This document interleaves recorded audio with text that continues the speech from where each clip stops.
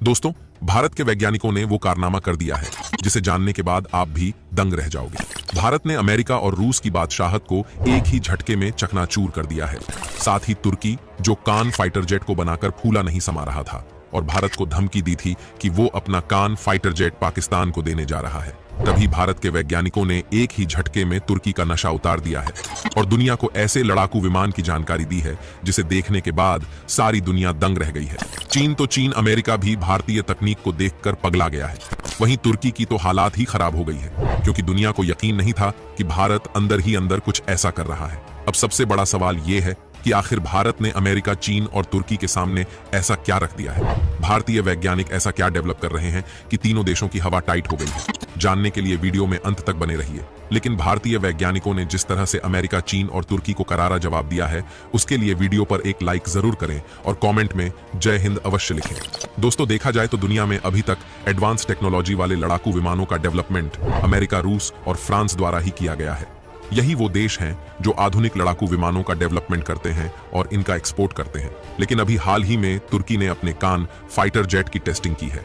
वहीं कान fighter jet की testing के बाद तुर्की द्वारा भारत को लेकर जो स्टेटमेंट दिया गया है, उसने भारत को भी हैरानी में डाल दिया है।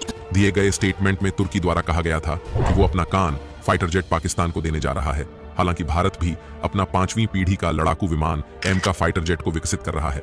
लेकिन जैसे ही तुर्की द्वारा अपने कान फाइटर जेट की टेस्टिंग की गई और इसको पाकिस्तान को देने की बात की गई, तभी से पूरे भारत में भारतीय वैज्ञानिकों पर आरोप लगाया जाने लगा कि भारतीय वैज्ञानिक तुर्की के सामने फेल हो गए हैं, क्योंकि तुर्की ने भारत से पहले ही अपना 5वीं पीढ़ी का लड़ाकू विमान डेवलप कर लिया है और अब वो इसे पाकिस्तान को देने जा रहा है।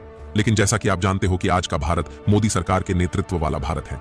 मोदी सरकार ने दुश्मनों को ठोकने के लिए गुप्त तरीके से ऐसी प्लानिंग कर रखी है, जिनको अगर उजागर कर दिया गया तो भारत के सारे दुश्मनों की पैंट गीली हो जाएगी। और इसी क्रम में भारतीय वैज्ञानिकों ने अब अपने जिस लड़ाके को दुनिया के सामने रखा है, यकीन मानिए पूरी दुनिया की बोलती बंद हो गई है। तुर्की अलग ही विलाप कर रहा है कि उसकी सारी प्लानिंग नाकाम हो गई है, क्योंकि भारत ने अब जिस लड़ाके को दुनिया के सामने रखा है, ये दुनिया में विकसित किए गए सारे फाइटर जेट का बाप होगा। जी हां दोस्तों, भारतीय वैज्ञानिकों ने ऐलान किया है कि वे 5वीं पीढ़ी के साथ साथ 6वीं पीढ़ी का फाइटर जेट विकसित कर रहे हैं। और आपको जानकर हैरानी होगी कि ये दुनिया के सारे फाइटर जेट का बाप होगा। चीनी, अमेरिकी और रूसी फाइटर जेट इसके सामने पानी मांगते नजर आएंगे। तुर्की का कान फाइटर जेट भी इसके सामने टिक नहीं पाएगा। यानी कि भारत ने एक ही झटके में दुनिया की सारी टेक्नोलॉजी को फेल कर दिया है। दरअसल दोस्तों, भारत इस समय पूरी दुनिया में सबसे आगे निकलने की कोशिश कर रहा है।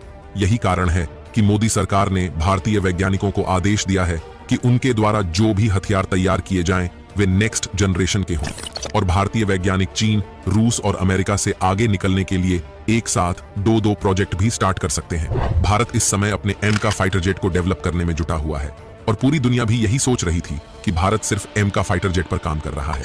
लेकिन यहाँ पर भारतीय वैज्ञानिकों ने पूरी दुनिया के सामने जो फाइटर जेट रखा है, यकीन मानिए पूरी दुनिया में बवंडर आ गया है, क्योंकि भारतीय वैज्ञानिक गुप्त तरीके से जिस प्रोजेक्ट पर काम कर रहे थे, उन्होंने अब उस प्रोजेक्ट को ओपन कर दिया है। दरअसल दोस्तों, कुछ दिनों पहले मैंने आपको एक वीडियो के माध्यम से जानकारी दी थी कि भारत 6वीं पीढ़ी का लड़ाकू विमान कूफा फाइटर जेट को डेवलप कर रहा है।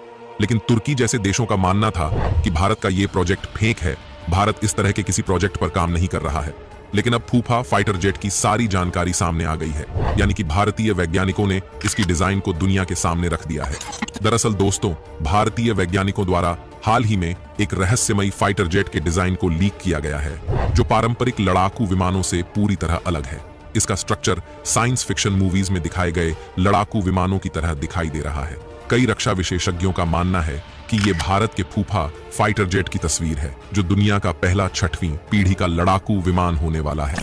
फूफा यानी कि फ्यूचरिस्टिक अनमैन्ड फाइटर एयरक्राफ्ट। दोस्तों, फूफा फाइटर जेट को लेकर कुछ दिनों पहले मैंने आपको जो जानकारी दी थी, उसमें ज्यादा कुछ क्लियर नहीं किया था कि भारत द्वारा डेवलप किया जा रहा ये फाइटर जेट कैसा होगा, इसमें कौन कौन से हथियार लगाए जाएंगे, क्योंकि उस समय इस फाइटर जेट को लेकर ज्यादा जानकारी पब्लिक डोमेन में मौजूद नहीं थी। लेकिन अब भारतीय वैज्ञानिकों ने सब कुछ क्लियर कर दिया है।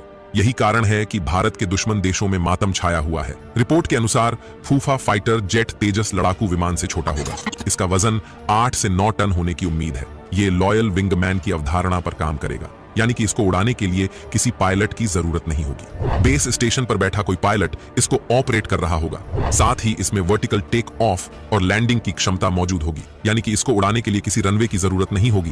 यह एक हेलीकॉप्टर की तरह टेक ऑफ और लैंडिंग करने में सक्षम होगा।